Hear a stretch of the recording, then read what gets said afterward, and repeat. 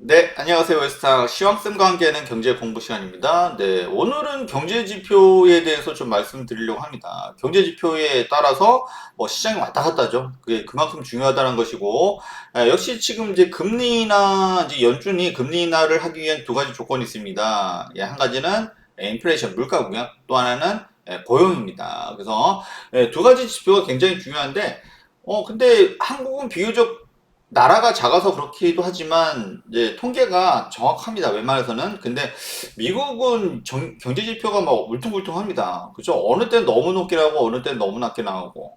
그래서 이 경제 지표를 제대로 보는 법에 대해서 말씀을 드리도록 하겠습니다. 이게 너무나 중요하고요.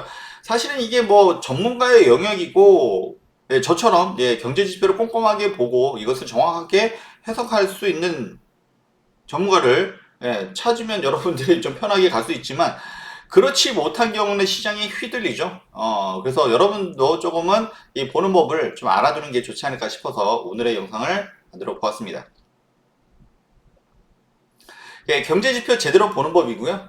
본 영상은 주식 교육 및 시장의 흐름을 판단하는 데 도움을 드리기 위한 영상이며 주식 매수 매도로 의도하는 것은 아닙니다. 주식 매매는 본인 판단의 모심을 알려드립니다. 다 알고 계시죠? 그래서 어쨌든 간에 이 오늘의 영상을 만든 계기는 이거죠. 매달 초에 고용 보고서가 발표됩니다. 아까 금리 인하를 하는 두 가지 조건이 하나는 물가, 인플레이션이고요. 또 하나는 고용 지표라고 했죠. 그런데 이 가장 중요한 데이터 중에 둘 중에 하나인데, 근데 이게 지난달에 좀 심했어요. 그죠? 예상치가 18만 2천 건이었는데 27만 2천 건. 그러니까 이러면 시장이 놀래죠. 그래서 시장에 큰 충격을 줄 수밖에 없었고요. 근데 이때는 6월 7일에는 27만 2천 건으로 발표를 해놓고 슬쩍 21만 8천 건으로 수정을 해버려요. 이달에. 이러면은 솔직히 이게 수정이 어느 정도 오류는 있을 수 있습니다. 통계상의 오류는 있을 수 있지만 이게 어느 정도여야 되는데 이거는 좀 심했다라고 할 수가 있고요. 이거는 노동부에서 발표하는 겁니다. 이거는 오류가 아니라 통계 조작이 아닌가 싶을 정도로 그래서 지난달에도 이제 그런 말씀을 좀 드렸습니다. 의심하고 싶지는 않지만 그런 생각을 할 수밖에 없게 만들죠. 그래서 왜냐하면 이제 워낙 이제 시장에 충격을 주기 때문이고 그래서 이렇게 갑자기 툭 튀어 오르더니 이게 엄청나게 또 수정을 됩니다. 그리고 이제 이달에도 보면은 고용이 예상보다 조금은 좀 더 많았다라고 하지만 사실 이게 민간 고용이 아니에요. 이게 정부 고용입니다.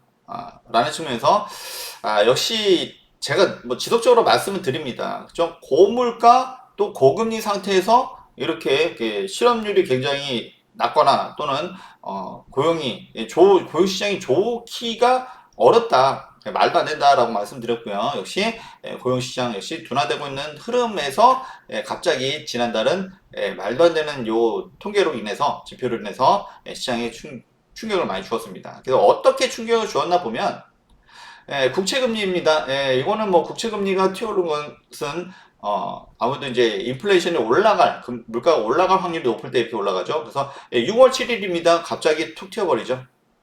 그래서 사실 이제 그 금요일 날, 매달 첫 번째 금요일 날 고용 보고서가 발표되기 전에 졸트라든지 ADP라든지 관련 비슷한 연관된 지표들이 발표가 됩니다. 그래서 고용이 둔화되는 모습을 보여주면서 국채 금리가 좀 내려왔거든요. 근데 갑자기 고용 보고서가 발표되는 순간 확 튀어버립니다. 시장에 그만큼 영향을 많이 주었다는 거죠.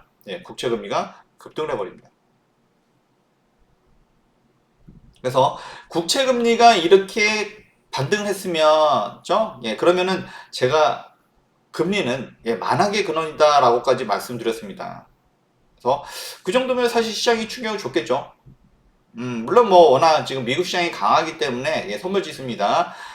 이날입니다. 그쵸? 위아래 막 시장에 혼선이 왔죠?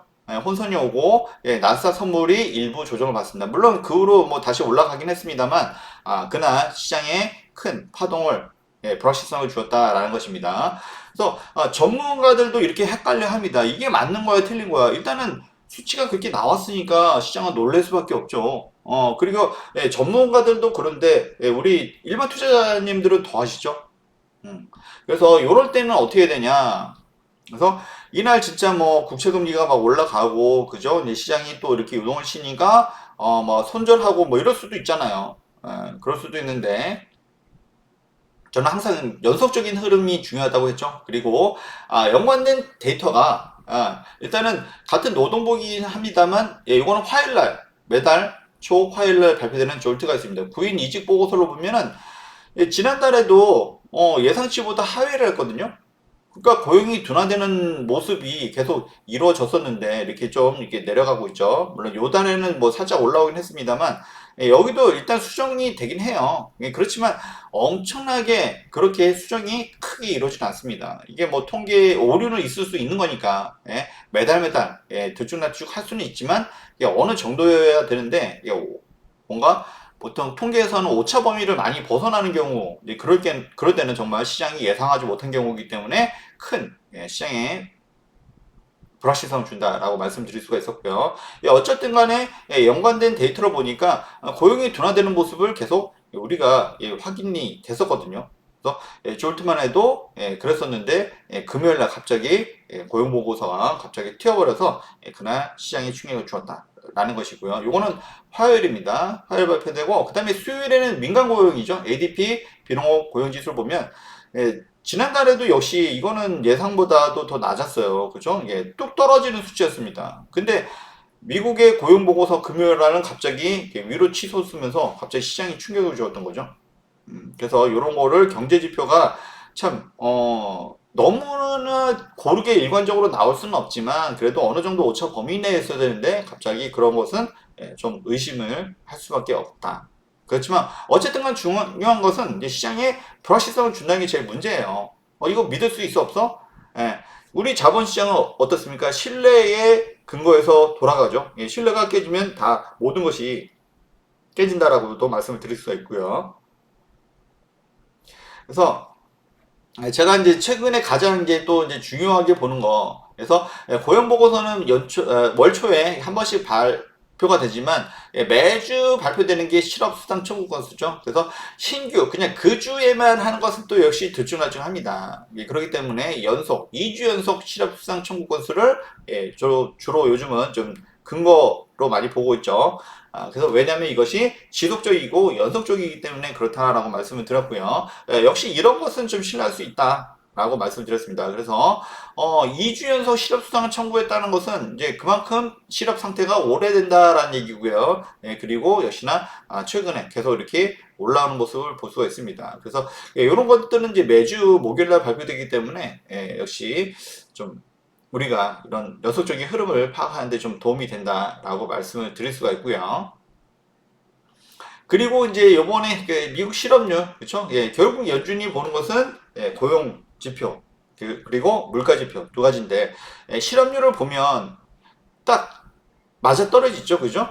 이거는 상관관계가 굉장히 정확하잖아, 그죠? 그래서 연속적으로 실업 수당을 청구를 했어. 그만큼 일자리를 못 얻었다는 얘기인데, 그 숫자가 계속 늘어나고 있습니다. 그럼 실업률이 올라간 게 맞죠? 그러니까 이런 자료는 굉장히 데이터가 근거가 있다라고 할 수 있습니다. 그래서 지난달의 문제는 뭐였냐면 같은 고용 노동부에서 발표를 하지만 이건 실업률은 올라갔는데 고용 건수가 급격히 늘었다는 겁니다. 이거 어떤 누가 이거를 신뢰할 수가 있나요, 그죠? 만약에 그런 식으로 계속되면 이제 신뢰가 깨집니다. 이 지표를 믿을 수 없나? 있나 없나? 우리가 사실 일부러 이런 것들을 일부러 우리가 조사하러 다닐 수 없잖아요, 그죠? 이런 데이터에 대해서 근거해서 우리 시장이 움직이고 전문가들도 보는 건데, 그런데 갑자기 그렇게 발표를 해버리면 그리고 다음 달 슬쩍 그렇게 수정해버리면 정말 할 말이 없죠. 그래서 우리 시장에 너무나 이렇게 충격을 주기 때문에 제가 오늘 이런 이제 좀 자료를 만들어 봤고요. 그래서 역시나 연속적인 그런 지표가 중요하다. 다시 한번 또 말씀드립니다. 그래서 경제 지표를 제대로 보는 법은 그죠? 일시적인 수치보다는 연속적인 흐름이 일단 중요합니다. 그죠? 그리고 가끔 가다가 예상치 못한 수치가 나왔어요. 그때는 당연히 시장이 불확실성을 주기 때문에 시장이 흔들립니다. 그럴 때는 아까 이제 연관 지표죠. 고용 보고서 같은 경우는 뭐 졸트라든지 또는 ADP가 있기 때문에 그리고 또 최근에 제가 연속 실업 수당 청구 건수로 보죠. 그리고 그래서 연관 지표들을 다 확인이 필요합니다. 필요하고요. 그리고 일시적 오류는 결국에는 어떻습니까? 결국 자기 자리를 찾아가죠. 그래서 사실은 이제 그거 발표됐을 때 그 당시에 이제 시장이 혼선이 있고 이게 많은 전문가들도 충격을 받습니다.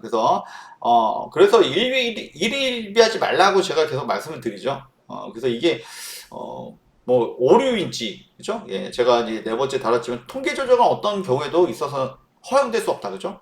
그래서 국내 지표는 비교적 그래도 정확한 편입니다만 미국은 좀 나라가 커서 조금만 그렇다라고도 할 수 있지만 그게 어느 정도여야 되는데 그게 심한 경우가 있습니다. 예, 그럴 때는 진짜 만약에 그것을 의도적으로 했을 때 그죠? 왜냐면은 정부에서는 의도적으로 끌고 가고 싶은 방향이 있습니다. 그렇죠? 예, 뭐 좋게 보이고 싶다든지 아니면 어떤 방향성을 위해서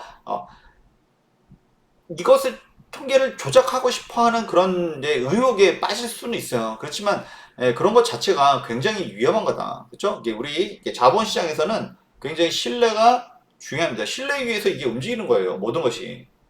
그런 것들이 역시 뭐 비트코인이나 이런 거보다 낫다라고 할 수 있는 이유가 되기도 하고요. 어쨌든 간에 오랜 이게 뭐 자본시장이 또 주시장이 뭐 200년, 300년 이상 오래됐잖아요. 그죠? 그 오랜 기간 동안 다져왔는데 그 근거는 뭡니까? 신뢰입니다. 신뢰. 그 바탕 신뢰예요. 그래서 통계 조작은 절대 있을 수는 없고요. 만약에 그런 것을 하는 정부가 있다라고 하면 당연히 좀 심판을 받아야 되고 그건 뭐 선진국이 아니죠. 그죠? 후진국도 사실 그렇게 하면 안 됩니다. 다시 한번 통계는 진짜 중요하다라는 말씀 좀 드리고요. 우리 개인 투자자들은 그래서 이렇게 갑자기 수치가 튀어 올랐을 때 너무 좀 사실 뭐 전문가들도 헷갈려 하는데 일반 투자자들은 더 하실 수가 있잖아요. 그죠? 그럴 때 진짜 조심해야 된다라는 말씀을 좀 드리고 싶고요. 그리고 뭐 제가 워낙 이제 그 시장에 대해서 면밀하게 좀 보고 있죠. 그래서 우리 웨스탁은 그나마 좀 그런 면에서는 좀 다행이다라고 좀 말씀드리고 싶습니다. 오늘 감사하고요. 오늘 이렇게 경제지표 보는 법 말씀을 드렸습니다. 다음 시간에 더 좋은 소식을 가지고 찾아뵙도록 하겠습니다. 좋아요, 구독, 감사합니다.